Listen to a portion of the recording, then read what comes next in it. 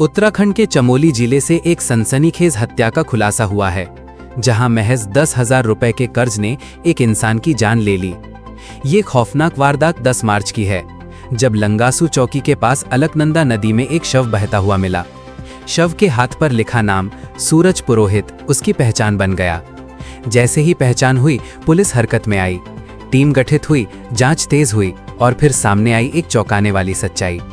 23 मार्च को मृतक की पत्नी की तहरीर पर कर्णप्रयाग थाने में मुकदमा दर्ज हुआ। जांच में पता चला कि सूरज नंदप्रयाग में एक होटल में काम करता था और होटल मालिक ही बना उसका कातिल। आरोपी नरेंद्र तोपाल, जिसने सूरज से लिए थे 10,000 रुपए उधार, और यही छोटा सा कर्ज बन गया उसकी मौत की वजह। 16 फरवरी को दोनों के बीच हुआ विवाद और गुस्से में आकर आरोपी ने सूरज के सिर पर वार कर उसे बेहोश कर दिया। फिर बेरहमी की सारी हदें पार करते हुए शव को सफेद बैग में बांधा और अलकनंदा नदी में फेंक दिया। लेकिन कानून के हाथ लंबे होते हैं। चमोली पुलिस ने तेजी दिखाते हुए आरोपी को गिरफ्तार कर लिया है और घटना में इस्तेमाल कार को भी बरामद कर सीज कर दिया गया है।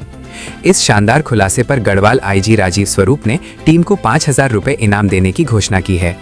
एसपी चमोली सुरजीत पवार ने बताया कि आरोपी गिरफ्तार हो चुका है और मामले में आगे की कार्रवाई जारी है। सवाल यही है, क्या 10,000 रुपए किसी की जान से ज्यादा कीमती हो सकते हैं?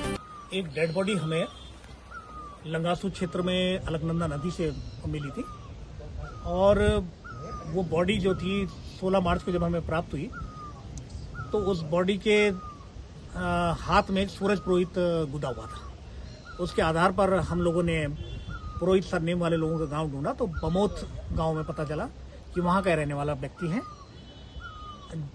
24 तारीख को एक मुकदमा थाना कर्णप्रयाग पे उक्त मृतक सूरज पुरोहित की पत्नी के द्वारा पंजीकृत कराया गया 103 सब सेक्शन 2 BNS के तहत, जो कि हत्या का धारा है। और इस पे हमारी टीम पूरे क्षेत्र में लगी, जहां पर ये बॉडी मिली थी और जहां ऊपर नदी के फ्लो के आधार पर बॉडी डाली जा सकती है, उस क्षेत्र में हमने पूरी तलाश की। CCTV फुटेज पूरे खंगाले गए क्षेत्र के, और यहाँ का एक प्रतिष्ठित व्यक्ति जो कि क्षेत्र पंचायत का सदस्य भी है, उसको उक्त मृतक की बॉडी को व्हाइट कट्टे में ले जाते हुए अपनी गाड़ी में डालते हुए और पूरा जो नंदप्रयाग से जो आगे हमारा झूलावगढ़ का पुल है, सेकोट वाला जो क्षेत्र का रास्ता है, उससे पुल तक ये जो ट्रैक हुआ और उसके बाद वापस लौटते हुए दिखा। उसके बाद हमारे द्वारा उक्त नरेंद्र तोपाल के जो भवन है उसकी भी तलाशी की गई। वहां पर भी खून के निशान मिले, उंगलियों के और अन्य कपड़ों पर भी खून के निशान। उसके आधार पर हमारी FSL टीम ने भी वहां से पूरे सबूत जुटाए हैं। हमने CCTV की फुटेज और विस्तार से दोबारा से हमने चेक की और उसके बाद जब उक्त व्यक्ति को ये दिखाया गया तो उसके द्वारा अपना जुर्म का इकबाल किया गया।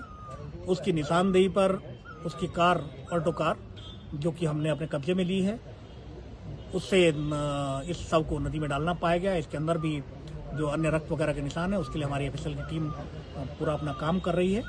और जिस रस्सी और अन्य कपड़े से मृतक के हाथ और पांव बांधे गए थे, उसके भी वैसा ही मिलता जुलता कपड़ा और उस रस्सी का शेष टुकड़ा हमें उक्त नरेंद्र तोपाल की निशानदेही पर उसके कमरे से बरामद हुआ है।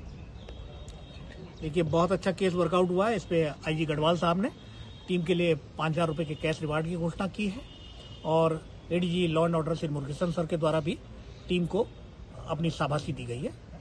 और इससे एक सबक जाता है कि हम कितने भी महत्वपूर्ण पद पर हों, शॉर्ट टेम्पर्डनेस में किसी प्रकार का अपना होश न गंवाएं और किसी भी अपराध के भागी न बने।